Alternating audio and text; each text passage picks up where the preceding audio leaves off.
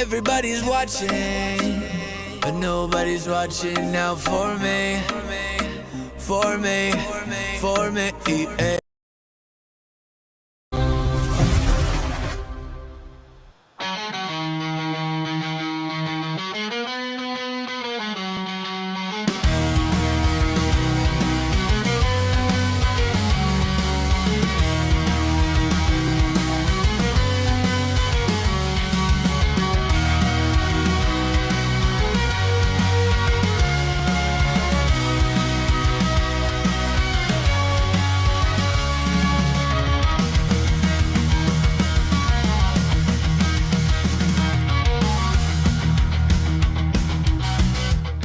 Good evening, ladies and gentlemen, live from Los Angeles, California, the only place where I've ever lived that's had more than two 4.0 earthquakes in less than 15 days. It is your host, Mr. Carter, aka Graham, aka You Think You Have the Answers. I just changed the questions.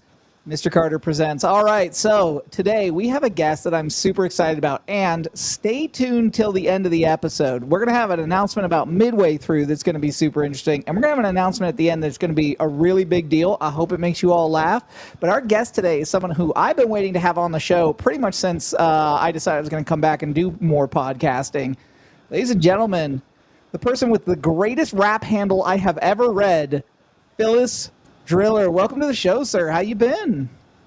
My man, what's up? How are you? I'm good, man. Doing my thing. I'm in here. I'm glad. How's the weather where you are at right now? Because you're on the coast, right?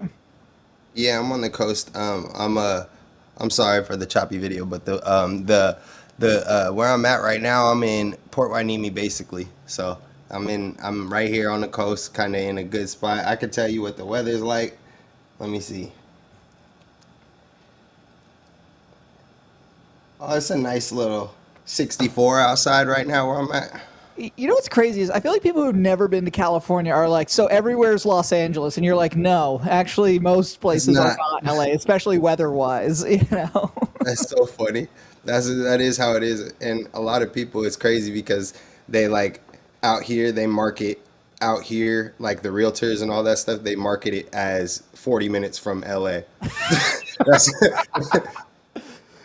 When I was in the Bay, people were like, oh, you grew up in Los Angeles. Did you ever meet a movie star? And you're like, yeah, dude. They're just like everywhere. They're like, it's not a big fucking deal. And they're like, it's not. And then people go, do you ever meet anybody cool? I'm like, oh, David Hasselhoff. That's not really cool, though. Hey, that's kind of cool though. That is low key a good one. I was just talking about that with my mom recently because my mom grew up out here too. She lives in Florida right now, but she was saying growing up here is the same thing. Like even with the friends that she knows now, like she just has to like reiterate to them that like that's just a regular thing. Yeah. So tell me, where did you grow up, man? I grew up in a lot of places. I grew up mostly in LA, and then I I moved to Florida when I was in sixth grade. So I was there for a while. I went to high school there, and I was in Orlando, and then I moved back here like shortly after I turned 21, and I was kind of been here with my guys since then, and just doing the Seven Records thing and like just kind of staying over here. But yeah, I was born here. So I got to ask, I noticed in your background that it looks like you got a bunch of vinyl records. How did you choose which records you wanted? Okay, so what's crazy story? So this was the first week I bought my first vinyl this week actually. So what's crazy is that's the first thing I added to the studio because those are all my favorite albums. So it's like a tapestry. It's just like a cloth with all the albums. Somebody made it for me and put all the albums on That's it that sick. I like. Yeah, but I chose them just because they're just my favorites to listen to regularly. But yeah, the vinyl story is I was trying to ask a friend of mine that knew vinyls and knew of record players and knew which ones to get and what to do.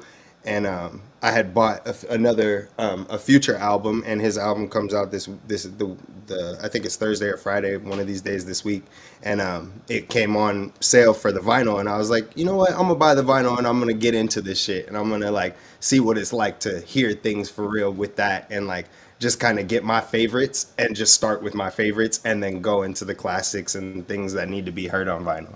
Did it blow you away when you put it on the first time? To like, was it because like I know that like some people are underwhelmed and some people like almost have an orgasm, like, oh my god, I've never heard this record before. So what's crazy is I haven't gotten it yet. So the future album comes out this weekend. So like they're gonna end up mailing out the vinyls shortly after, I'm sure. So I'm just gonna be waiting for that so I can hear that. And then I've gotten to hear some things through my friends over the phone and stuff, and I can hear like the cracks and the like misimperfections and like all the little stuff. But I just want to I gotta do it when I gotta wait to go get a player when the album comes, when the vinyl comes finally. So I gotta ask, because this is something I was talking about. I think it was with Uno, right? Like it seems like the best musicians are rarely ever at a young age listening to the music they end up making. So what was on in your house, and then what kind of music did you, in like high school listen to when you had your own time to listen to music? Yeah, that is crazy because yeah, it is kind of like that. And shout out to my brother. That's my best friend Uno. I know he probably had a bunch of different things that he grew up listening to. A lot of it, I'm pretty sure, was like R&B and stuff. But similar to me, I did grow up with certain R&B and certain hip hop and rap and stuff. But what's crazy is on my dad's side, my dad listens to like alternative and soft rock and things like that. So my mom was the one that kind of put me onto the hip hop and the rap type of stuff. And growing up in LA first and then moving to Florida, it kind of messed up what I knew about music like early. So like I started getting into southern rap and trap music and all the type of things that go on in the South. So that's really what I grew up and where I like gravitated toward like making music or thinking about like making my own music or humming to stuff and kind of rapping to things is real like based off of like probably like all the hip hop and rap that I heard when I moved to Florida. But alternative and rap, really, that's all I grew up listening to. It's so funny that so just to like I will make this full circle. So when Billy and I first started talking, right? I think the first thing we talked about was I had posted something about anti-Semitism, which is certainly like just top of mind for me for the last year. I don't know if anybody's noticed that from my news feed. Like it's kind of a big deal. But Billy was like, I think Billy was one of the first people to like one of my posts, and I was like, oh, that's cool. We were just talking about it. He goes, yeah, I grew up around a bunch of Jews. You grew up in LA and Florida. You grew up around a lot of Jews. Okay, like there's Yeah. the two. What was that like for you growing up to, because I think that one of the hardest things about being Jewish is there's just a lot of people who've never met a Jew. So like, what was that like? Yeah. My brother, rest in peace, my brother, he passed away in 2019 and he was Jewish and he was adopted.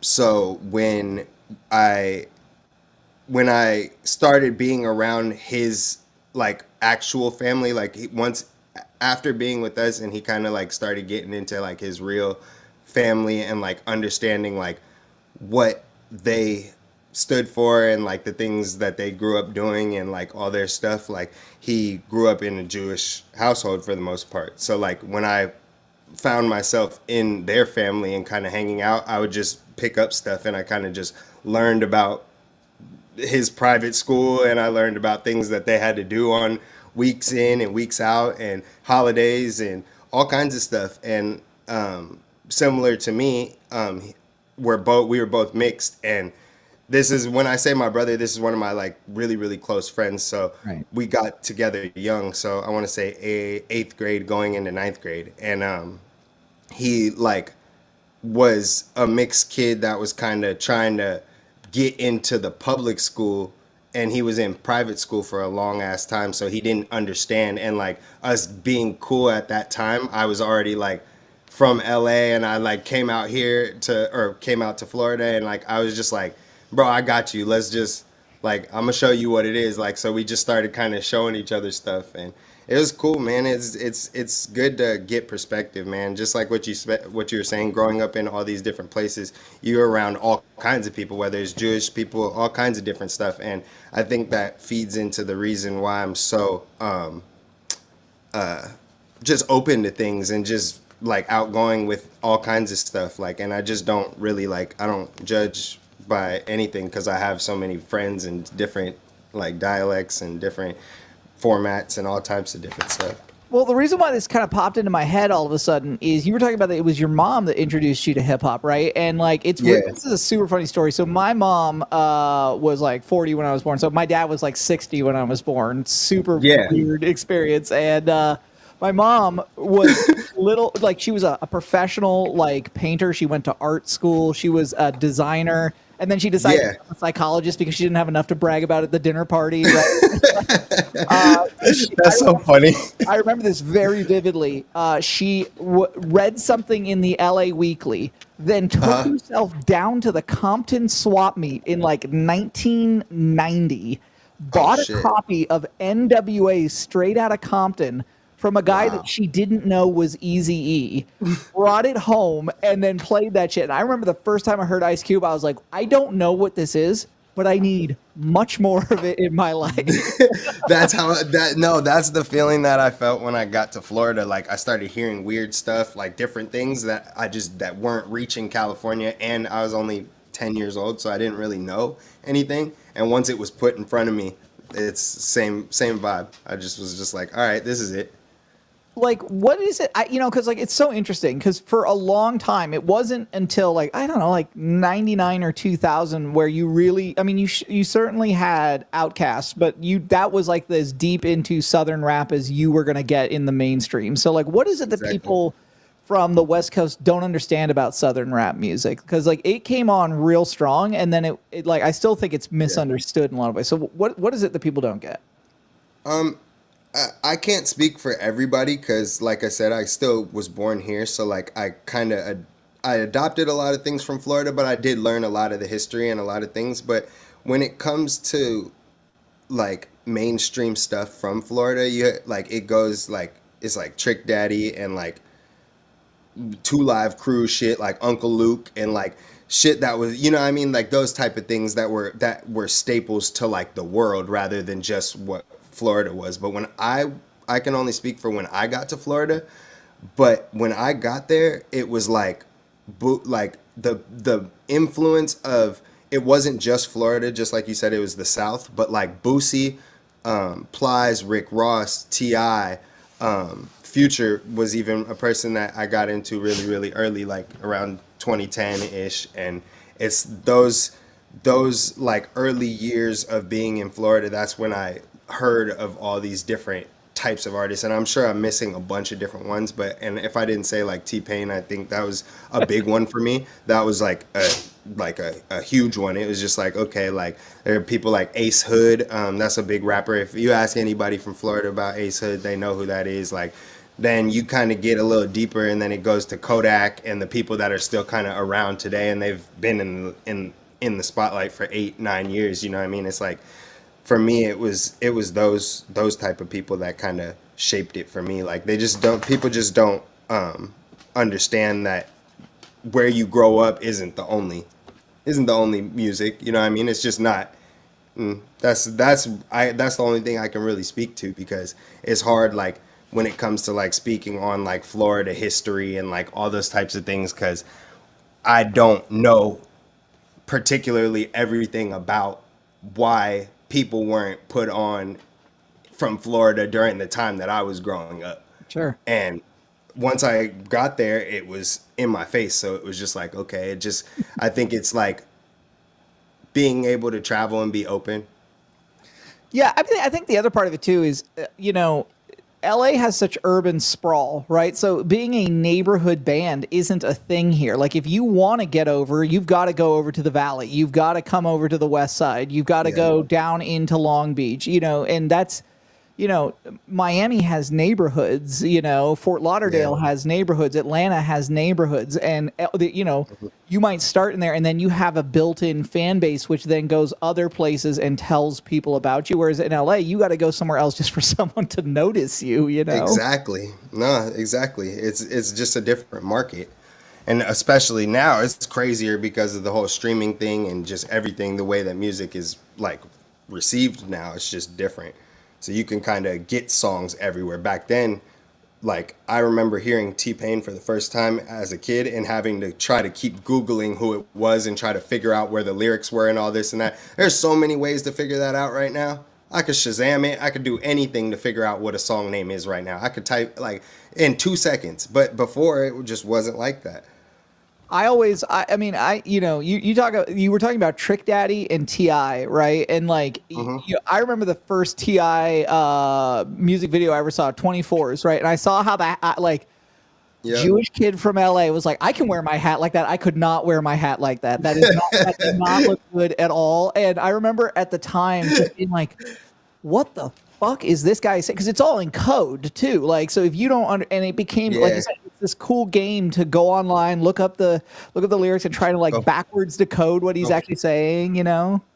Yeah, man, that was what it was like when I was growing up. That's how it felt. Like it was like finding the lyrics, understanding. Like that was studying for me. Like I think a lot of people can attest and relate to this. Like if their parents ever told them, you memorize lyrics better than you memorize what I'm trying to tell you to do, or your schoolwork or anything like that. I don't know how many times I've been told that, like just because I just only cared about, even if it wasn't making music, that's all I cared about was having an iPod on, like, and just fucking zoning Some out. some kids got books. Like my brother, you couldn't get him to put a book down. I mean, it used to drive my parents insane. Yeah. He'd be at the dinner table reading. It's like if you're obsessed with, I don't know, like this, like I'm not a dad yet, and we're working on that. And like I'm just one of those dudes that's gonna be like, whatever my kids are obsessed with, that is what I'm going to Uh-huh. support them because like if you're making music, you're staying out of trouble. If you're reading a book, you're probably definitely not in a whole lot of trouble. So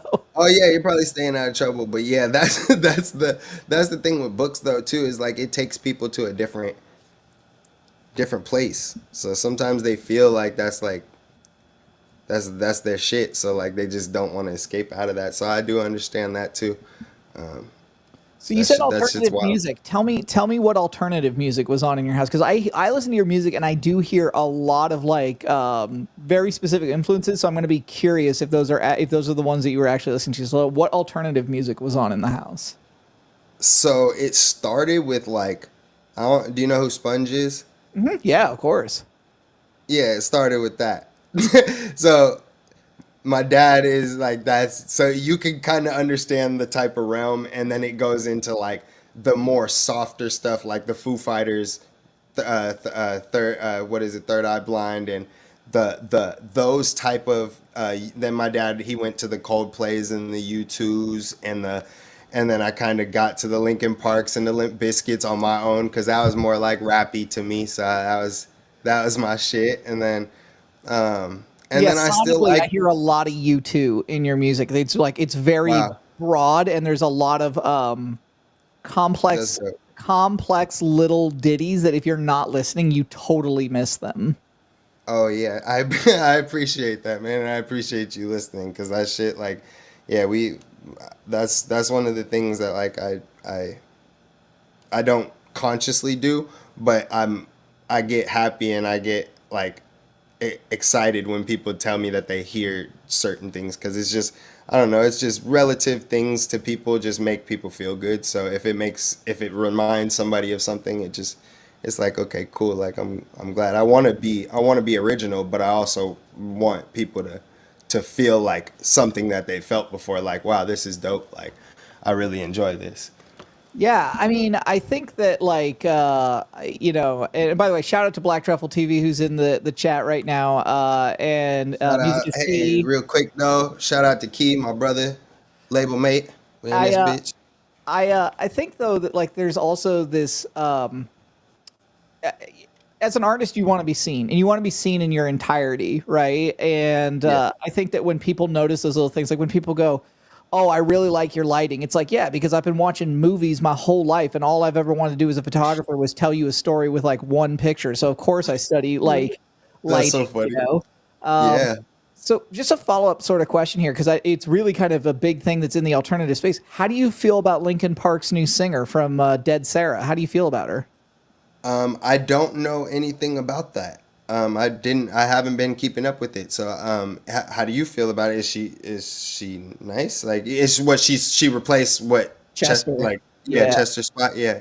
So Okay. I think it was really, I don't That's know. I don't know how I feel about that. So I had really mixed feelings. So I love Dead Sarah. I love her other band. It's a Okay. phenomenal metalcore band, right? And I you're haven't just heard it yet. yeah. But I mean, like when they said, okay, we got the lead singer from Dead Sarah, I said, well, I guess that makes sense because like Chester's voice is oddly feminine, right? When he was singing, Yeah. right? And I was like, it's going to be really hard for any guy to kind of match that pitch and that cadence. And so I was like, I guess that makes Yeah. sense. And then I listened to the single and I won't lie to you, I was blown away about how good it was, right? It's called The Okay. Emptiness Machine, and it just feels like I'll Meteora check it Never out. Linkin Park. It's really, really good. Good Meteor. That's day one shit. That's where it started. So it's if it's that, then if it's that vibe, I'm cool. Like Well, and and I'm a peep. it's really cool because it's like it's clear she's not trying to be Chester, which I think is really good. And then when they play the songs that are because they did like they like rented out like I guess a place out by Burbank Airport and they put like 100 people there and they did like a really small show for their friends and family and it's like Oh, they played all the classics and when she is doing the original stuff, the stuff from Meteor, the stuff from Minutes to Midnight, she's doing Chester. She's not trying to change it in any way or alter it, and she okay. can hit those pitches just right. So it works out well, I think. Hey, well that's good. I mean, hey, if it works for if they like it, I love it. If it Right. works for them and they're not they don't feel any type of way about it, they're the ones that should they're the ones that should say it. You know what I mean? If you can't replace somebody or you can. Not like that, but just in business like band wise, like yeah, like okay, you gotta put somebody in there so that they could get these shows done and all that. Because Well, bro, and you got so many hits, you can't just keep skipping his part on every song in every show you do. You can't do that. yeah, ask the Doors how that worked for them for the next 20 years after Jim Morrison died, where they would just have random singers come in, and it's like, yeah, You can't. you're not gonna replace Nah, it, you know. you can't do that. Yeah. So it's kind of a follow-up question here because this has actually been a hot topic. Sanctus and I talk a lot off the chat. We talk a lot in the Oh, chat my too. brothers, Uno's in here. Hey, Uno, my man, we're brother gonna have Uno, you back he in on this here bitch. soon. What up, ganger?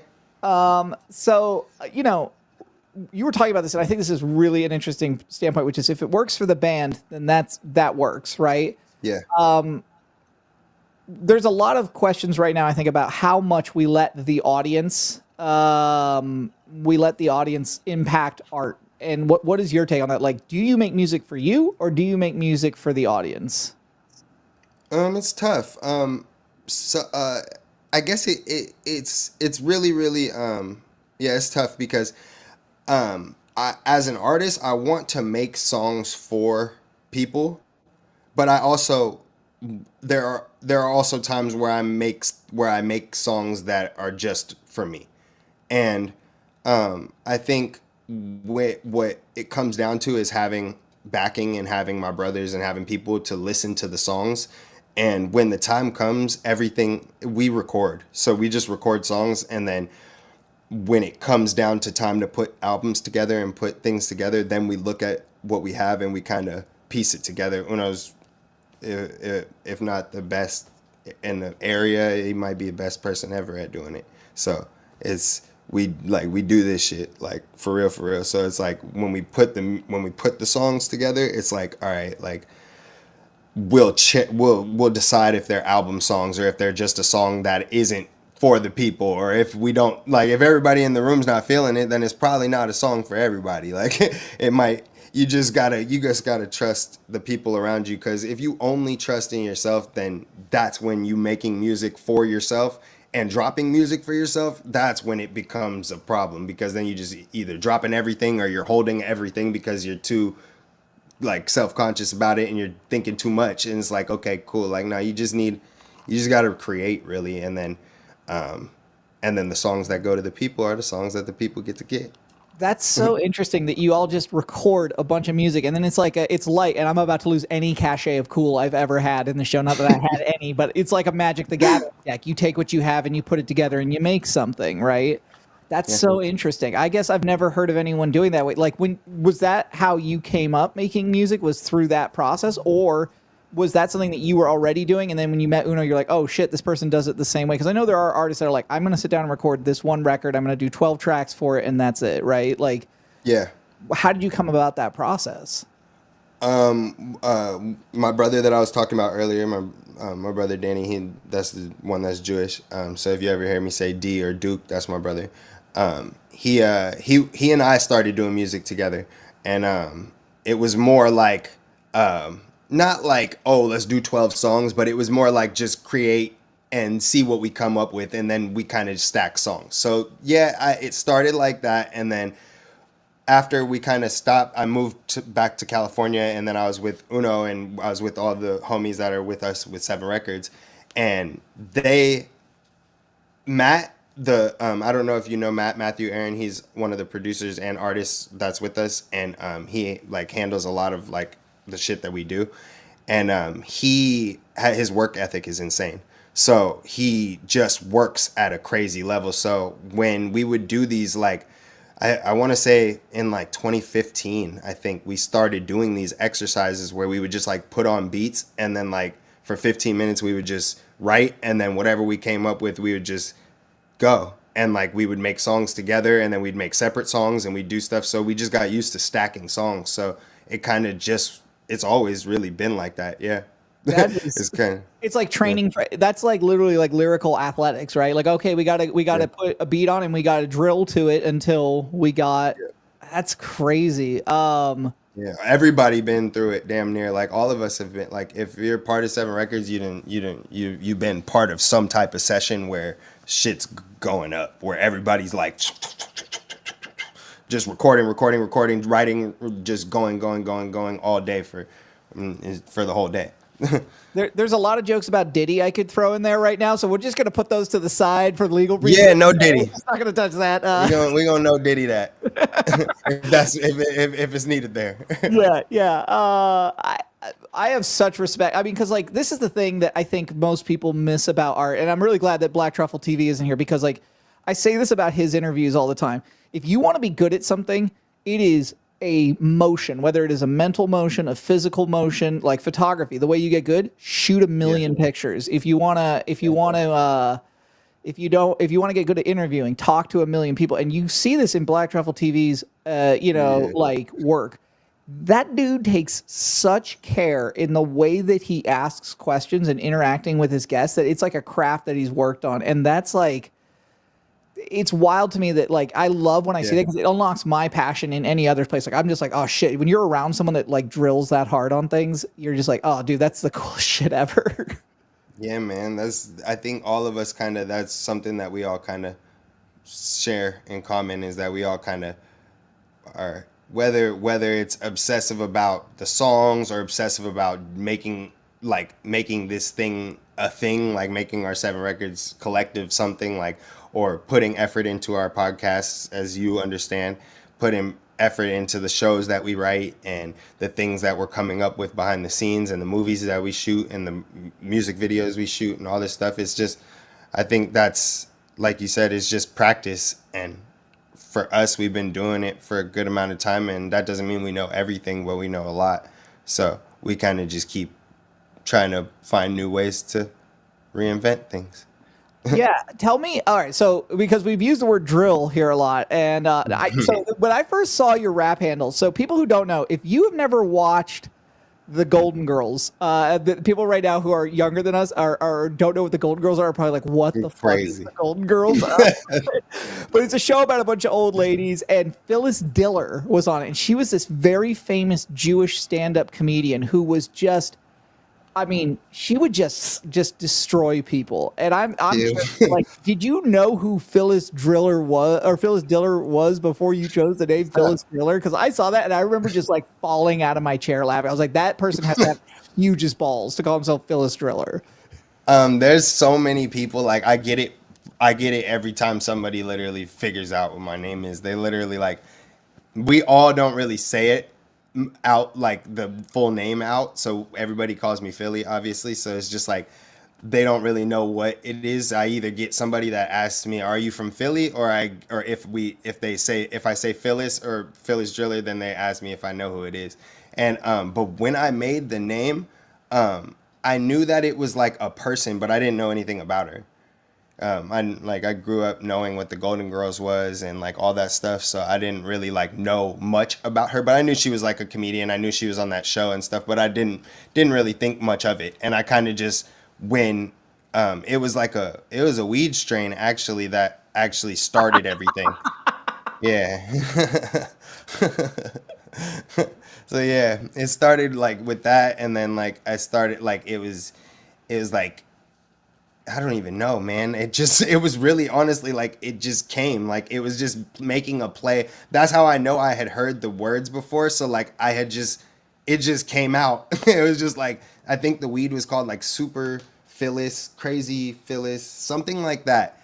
And like we were smoking it, and like just during the time I thought it was funny to say something, and I was like Phyllis Driller, and then as I started saying it, I was like, damn, that would be probably the craziest name to use ever. Like that would probably be like that would be the one. And I was like, you know what? I was in the middle of rebranding too, so I was just like, this is right before I met. Well, I think it was like around the time that I had met Uno. We kind of just that the first time I ever dropped a song as Phyllis. It was like we were under 7 Records at that point. But you got like 40-year-olds at your show, just like, I see you. Yeah. I know who I get The it. shit be happening. That should be funny. And people just like, I got friends, like parents that like hear that that's my name, and then they just start dying laughing. They're like, that's crazy that you did that. I don't know. I didn't think much of it when I did it, but I was just like, hey, it was a good conversation starter. So I wanted to circle back to something else here because you use the term brother a lot, and I have a big chosen family too. Yeah. Actually, one of my brothers is going to get to be on here in a couple weeks when you guys get a chance. Check out the episode that's Oh, going to have dope. Brain Squared on it. He is a professional baker, and that's his passion. But like, Hey, that's tell me, lit. tell me about your chosen family, right? Because like I think that's Yeah. such a big thing for people that people just don't have that, don't understand. Tell me about them. So basically, I mean, when it comes to the chosen family, like that's most of the guys that you've encountered and had the pleasure of being around or doing a podcast with. But when it comes down to like for me, when I like the term brother to me is somebody that I consider somebody that I look out for. So if I look out for you and like I spend my effort and time while I'm super busy to like make sure that you're good as well, then you're my brother. Like, and anybody that's part of 7 Records knows that they could call me at any time to ask me anything. I could be at work. They all know that I've talked to them while I've been at work, off work, anytime. You guys can call me at any time, and they already know. So it's like those situations, and then kind of like you said, people get it like kind of adopted into your life, you know what I mean? And these people are kind of like, that's how the person that I call somebody that is like somebody that's as close to blood to me as a brother, that's the best thing I can give them in as a title of endearment, is to say my brother, like, and to actually mean it rather than like to say it to everybody, and to, you know what I mean? I'll throw bro around, gang, this, that. There's a lot of different things that I'll throw around, and the people that's part of 7 Records know when we say gang, it's it's us. We saying it to each other, but the people outside, that not everybody necessarily that close to us, which I mean, so that's normal for everybody. Everybody has that outside circle that they don't know. So I kind of use brother as a term to let people know that these are people I care about, and that if something happened to them, it's up. Yeah, it's so because like it's so interesting. We've all seen enough rap beats. I don't know what rap beats are, but rap beats or beefs. I know what those are. That's Rap beefs. too long. Yeah. And I remember, and I was talking to Uno about this when he was on the show. Like, if I had been physically standing, just in a room while this person was talking shit to Uno, it would have been Uno flying by my head at like 100 miles an hour with the rest of you all just right behind him while that dude was talking shit. And it was impressive because there's so many times where you see rap crews where it's like, oh yeah, that's my brother, and that like as soon as shit starts popping off, they're not even on the same train together. Nowhere to be seen. Yep, I'm looking at you, G. Nah, we didn't been in a few. Yeah, this didn't happen before. As his attorney, it has never happened before, and you have to prove otherwise. Okay. Yeah, allegedly. Allegedly. Yeah. I mean, I guess the other question too is, and this is, this is a thing that I think Sanctus talks about a lot. Like, and you having lived in Florida, I'd be really interested to get your take on this.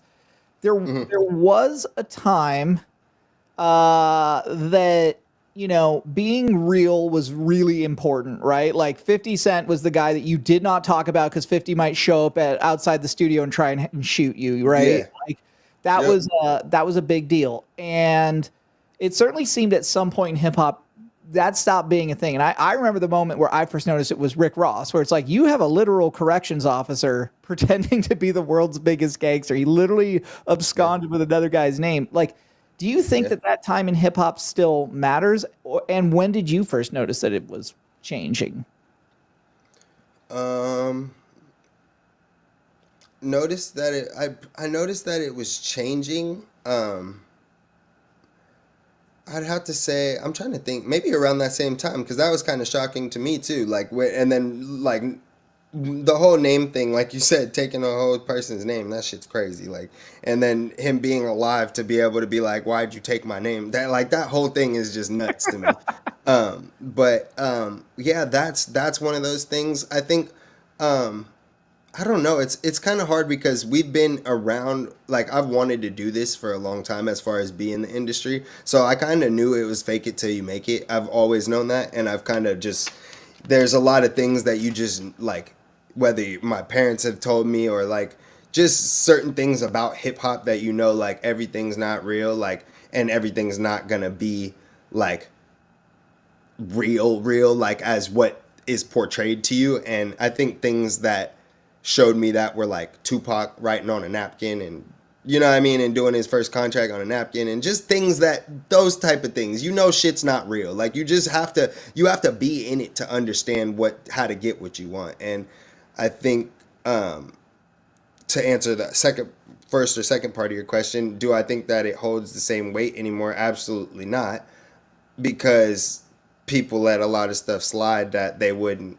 like if it were happening to them, they wouldn't let it slide. And it's just all those type of, it's just like shit like that. Like, it's like, you see things in the rap industry now that I don't think that everything has to be labeled as real, but the problem is that is being portrayed to people that you have to live what you rap. So this is one of the only genres where you have to actually live the shit that you do. You could go make a pop song today and you don't have to be doing shit about anything you're doing in that song, but it's okay. But for rappers, a country dude could have not break up with his girlfriend, but he can go make a fucking crazy breakup song tonight and it's fine. Everything's good. But if we're not living how we talking, something's wrong. So I don't know, like it didn't change, but I don't think it didn't change much. I think it's just always been a facade, and you have to decide what part of it you're gonna live in. If you have a character on, like a lot of niggas that know me and all my homies that know me for real, they're not gonna like, they know that how I am in person, and then like around them and just in my house and stuff, and they know how I am out. Like I'm the zombie when I'm out, so I'm a whole different. I'm a zombie forever, but like it's a part that you have to play. You have to have that, because if you play that 100% of the time, you're not gonna like yourself. Yeah, I mean, I think there's Santa. This guy beats me to my punch every time. No more dancing in the videos, though. I'm old enough to remember, Death Row versus versus Bad Boy, right? And I'm old enough to have actually watched the BET Awards where Suge Knight actually came out on stage, and I've actually met Suge Knight once, and that man is, by the way, the most terrifying human being I've ever been in. I was just like, oh, you for sure have had somebody killed. But yeah, hey man, he did it on camera. That nigga's crazy. Yeah, I mean, I think the other thing that is just sort of crazy to me is like if you exactly what you say, if you take it out of the context of rap music, it sounds ridiculous. If you like, Tufts got into a beef with the Temptations and they beat the shit out of him, you'd be like, What What? the fuck is that? Yeah, that's nuts. Like that's crazy as hell. That would be one of those ones. It's like, bro, it's just kind of going back to what you said. It's just like it's just I don't think that the realness in it is what's fueling it now. Like that's what people want, but I don't think that you're like 80-90% of these people that have of the songs that are popping right now, I like they're not talking about shit or they're talking about some shit that not everybody can do. It's not like it's not a bunch of relatable shit going around. Like it's not a bunch of relatable music going around right now. No one's ever written a rap song called "I Started a Podcast" and it's got 7 people on it right now. That's not a number one banger in the hood. Okay, I get it. You know. I guess. Hey man, we growing together. Yeah, I mean, I also think though, like, you know, to a certain extent, Diddy is a great example of, I remember reading this interview with DMX, and they said, "Did you do all the stuff in your stories?" And he got real quiet, and he said, "Absolutely not." He's like, I have been around a lot of that stuff, but I'm not going to snitch on myself and put it into my music. Diddy was putting it in his fucking music, where he was like, "I'm having 37 hoes over later," and you're just like. He's like, "And I'm paying the money, and I got 1,000 bottles of baby oil," and you're like, "That's crazy." hey, I that's see, just based off of connections. There's not too. I can't say too much. Sure, of course, of course. So I just, already know how it go. Yeah. But I just, So like, I pray that Brother Love handles his business. That's all I can really say. Yeah, and I mean, like, the other thing too is this is the nasty part of the internet, right? Like, I feel like we're all rooting for somebody else's downfall. Like, I work around the criminal justice system, and nobody I know is like, "Man, I can't wait to see someone spend 15 years of their life sitting down away from their family." Like, that's someone's whole life, and that person's got a family. That's fucked up. Yeah, that is fucked up, and that's a lot of things. Like you see a lot of cases that happen like that, whether it's hip hop and outside. I mean, just in general. But yeah, that's I agree. That shit's crazy. So okay, let's change gears away from Diddy for a second because we're gonna leave that over there. But when did you first were you like, "I'm gonna do this, I'm gonna become a rapper"? Like, when was the first moment that you were like, I'm taking the steps to actually get this done? This isn't something I'm dreaming about anymore. I'm not like reading about somebody else's life. I want this to be my life. Like, when did you make that move?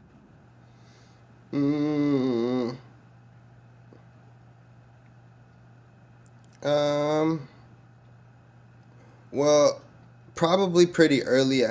Probably around like 12th grade, maybe. Like, probably around 12th grade, like 16, 17 years old. I kind of knew what I wanted to do. It was either I had the grades to go to school, and I just didn't want to go. So I just kind of knew then and there. But that's like the normal, I mean? That's like the normal thing. But as far as like really knowing, probably while I was working on my first project with Uno, I remember us sitting in a park, man.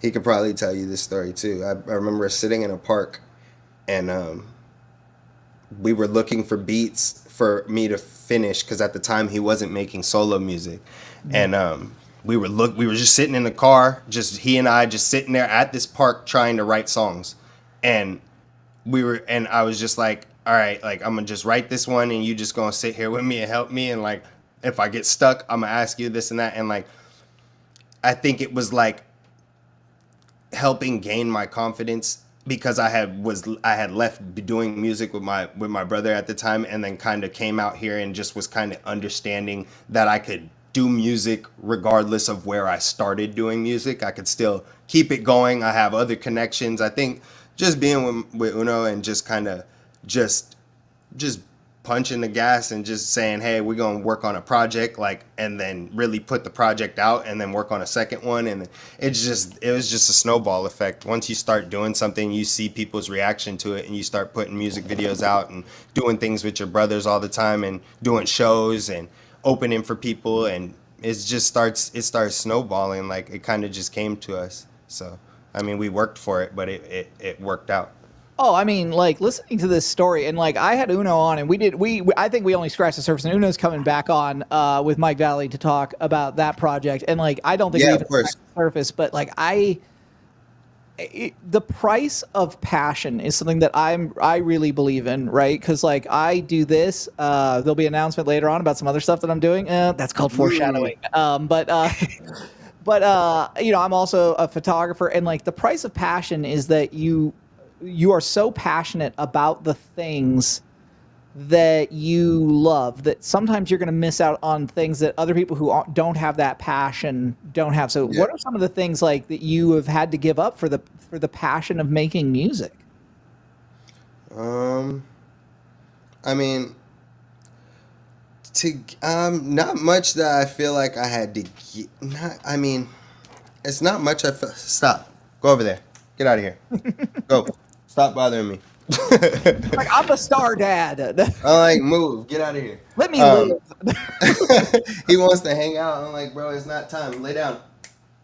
But anyways, the things that I feel like I never really had to give anything up. I feel like I just never put my all into anything else. I feel like not by choice. I just never I didn't feel it all the way. Like basketball, I was I was good at basketball. Like I was good enough to play basketball, play with high level people, and then I just at one point I didn't keep on working at it because I was doing music 10th grade, 11th grade, 12th grade. Once I got to the point where music was just the only thing that I really cared about doing, it was just like, okay, I kind of just cut things off. You know what I mean? It really wasn't anything that I felt like I missed. Like right now, I haven't played basketball in maybe 4 years. I don't even think I've touched a basketball, and I could care less.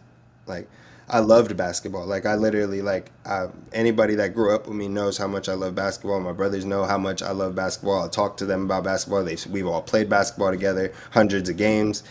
Had teams that we played with at the Mamba Academy and coached and all kinds of stuff. I love basketball, but it doesn't nothing more to me like means more to me than making music, like releasing music for people and handling what I have to handle in my regular life. Yeah, it's you know, it's interesting because like the other thing too is it changes who you connect with. Like I have friends that are like, oh yeah, I met my wife at a bar, you know, and I'm like, okay, I mean that's cool. Like you met her at a bar, Yeah, right? Like, but I like that was never a thing that I was gonna do. One, because I'm straight edge, but two, like yeah, I was too busy making photographs. So like if I was gonna date someone, they had to be willing to go and do photographs with me, right? Like that was like a first date yeah. question all the time when I would meet people, and so. That's crazy though, but that's how it has to be. Yeah, because you know, otherwise you can't breathe. So, like, let me ask a follow-up question there. Is there a Mrs. Driller? Is there? No. No. No, no, I don't. Right now, where I'm at, I'm kind of just. I got so much. You're straight edge. What's it I'm called? still That's so funny. crazy, but I do not do drugs or drink, but I am still crazy. Who goes out here like? Smoke some dope is crazy. The nigga smoke dope is crazy. Oh, Leave it to the gang to let you know. yeah, no. That's Listen, just so funny. That was the quickest no ever, bro. I I wasn't even gonna let you get into it. I wasn't even gonna let you be like, is that? Nope. Nope. Yeah, yeah. And you know the best part too is Nope. like people like when you're strange, No, people are I'm like, not oh, even is it gonna let okay it. if I like smoke around you? Like, dude, I don't give a shit. Like you do what you do, you know? Like, That's so funny. We were just talking about that. I was just like, yo, I'm gonna smoke at some point, yeah, but knock we gonna yourself wait out, for our man. announcement. So, but so there That's is just no so funny. Mrs. Driller. There is no Mrs. Driller. No, no, no. There's nothing against it. But no, I just, I'm still out here just doing my thing. I wouldn't put that on nobody and make them feel like they, like, hell no, that should be crazy. I ain't gonna put them through that. But yeah, no, If you that's had a dream woman, because you know, like so by the way, shout out to Luxury Trap God, who is like a marketing genius, by the that's way. my dog. luxury trap guy was just like, I'm just gonna take people's Instagrams of them shaking their ass, and then I'm gonna just put a really simple message next to it, and you're gonna go do it. It's He be fucking having them. hey. He be having those the drone videos following people around the hood and shit. I'm like, where you get these videos, gang? I don't even know. I gotta ask him because them videos be hard though. They be pulling up on people with a drone randomly in the hood. I'm like, hey, bro, that gotta be illegal, bro. But you know, that niggas ain't gonna call the police. They gonna be like, what the fuck is that? The FAA is like, we're looking for one luxury trap god. Does anybody know That shit. That shit's so funny. But fucking what was the question? I forgot. You said something about. So you could have, if you could design a perfect woman, what would that person be like? And don't say Megan Fox, because that's such a generic answer. Yeah, she fire, but no, that's a generic one. Shout out my dog MGK. I ain't gonna slide on this girl. Uh, for me, I think honestly, like when it comes down to like looks is something for me that actually matters. So I don't give a fuck if that makes me sound shallow or not, or to anybody. It just doesn't. I can't do it if I don't feel like I'm attracted to you. So that's regardless of what you look like. I have like a broad spectrum of types of girls that I fucks with. So it really doesn't matter. I don't have like a one specific dream girl. I got like a few Instagrams I could give you of girls that's fire. I'm not gonna give them to you on here, but I'll send them to you in the DM, gang.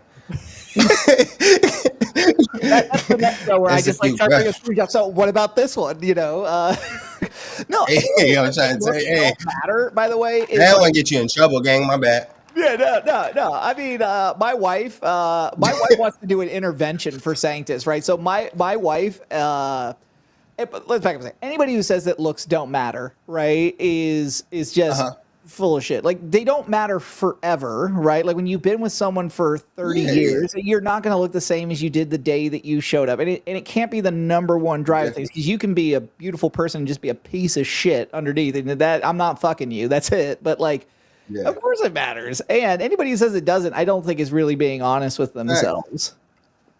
No, for real. And then honestly, like on top, like when it goes to the other side, it's like, of course, I just want somebody that's understanding and somebody that's supportive. Really, like that's not. I'm not like too complicated. Like I'm really adaptable to a lot of things. So this nigga, he crazy as hell. Well, we're gonna talk about this on the next episode that you're on. We're gonna get into Uno fucks everything that moves. Hell no, I'm not gonna let niggas do that. That shit hella funny. That shit funny. No, that shit's hilarious. But fucking, but yeah, when it comes to like, as far as personality and stuff, like I'm cool with funny, not funny, want to talk, don't want to talk, want to be quiet, don't like, want to be loud. I don't give a fuck. I just, gang said, give him up. I got you, gang. I'll send you something. I'll send you a pack of them things. That shit funny as hell. That's my brother too, man. Shout out to Sanctus, man. Shout out to the plug. And I mean plug as in Coast. We're not gonna keep on doing this allegedly shit. I'm not talking none of that shit. Yeah.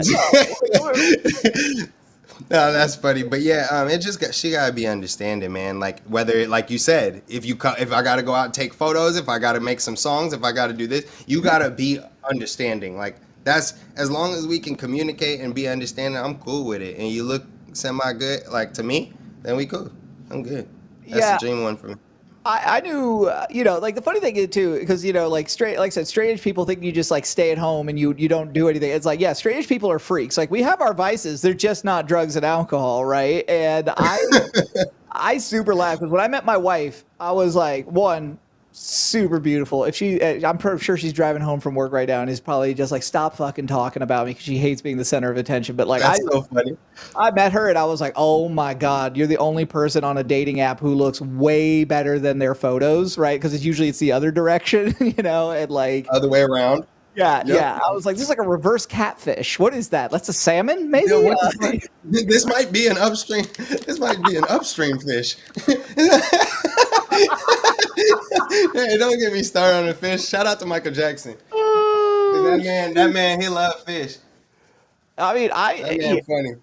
Yeah, and I think that like you meet somebody and I was so funny because I've been married before, and my first wife, right? Like we get along great. We're still best friends, but it's super weird because like there wasn't that like aha moment. And then you meet somebody and they're beautiful and they got that personality, and it's like 10 seconds after I met my wife now, I was like, oh fuck, I'm gonna marry your ass if you let me, But see, that's the feeling too. That's something that I'm searching for if it's dream person. It's more or less dream feeling. It's like what if I meet a girl that make me feel different than I felt about anybody else, then it's up. But I feel like I'm getting called out is in the weird. chat here. This is the most lit my chat has been ever.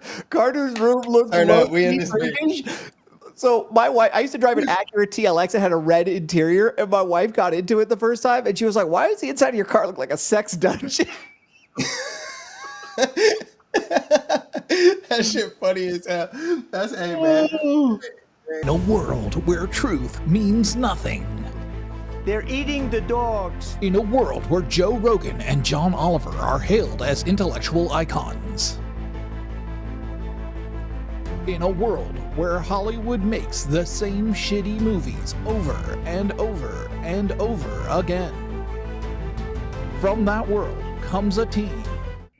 Wait, are you talking about me? In the lineage of iconic teams like The Rock and Mankind. Okay, well, that's not a terrible team to be part of, I guess. Like Lennon and McCartney. Okay, that's probably slightly even better. I could get behind that. Like Sherlock and Watson, or Batman and Robin. Okay, but one of those people in that dyad is really bad at what they do. Like Steven Tyler of Aerosmith and the guitar guy from Aerosmith. Hey, wait a second. I don't want to be the guitar guy. Like Michael Jordan and, whoever else was on the Bulls. I'm Pippen. I'm Scottie fucking Pippen. Comes a partnership to save you from the shitty entertainment you are forced to consume like so many Slim Jims. It's Connect the Coast Radio and a guy with an LED background, a microphone, and too much free time on his hand wearing emo band shirts like it's the 2005 Warped Tour. Hey, wait a minute. That's me you're talking about. This winter, if you watch one podcast, make sure to watch Connect the Conversations. That's not the name of the podcast, you asshole. Fine. It's Honest Conversations with Mr. Carter, now syndicated on the Connect the Coast network. Thanks. See, is it that much to ask for you to be professional for like 10 seconds? Coming soon. You motherfucker.